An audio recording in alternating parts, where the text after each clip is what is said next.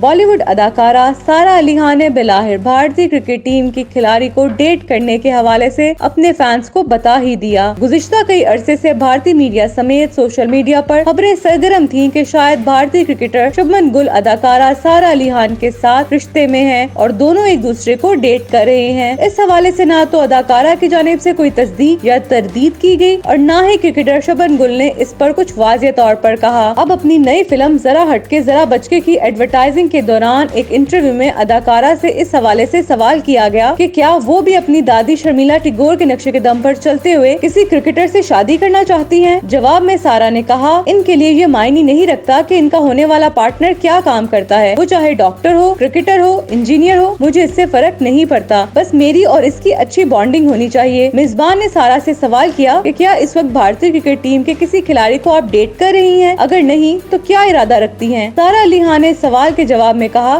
میں آپ سے سچ کہوں گی، مجھے لگتا ہے اور میں یہ یقین سے کہہ سکتی ہوں کہ میں ابھی تک اپنی زندگی میں کسی ایسے شخص سے نہیں ملی جس کے بعد مجھے لگا ہو کہ مجھے اس کے ساتھ پوری زندگی گزارنی چاہیے۔ واضح رہے کہ شبمن گل کے ساتھ بھارتی میڈیا پر سابق کرکٹر سچن ٹنڈولکر کی بیٹی سارہ ٹنڈولکر کا نام بھی جوڑا جاتا رہا ہے۔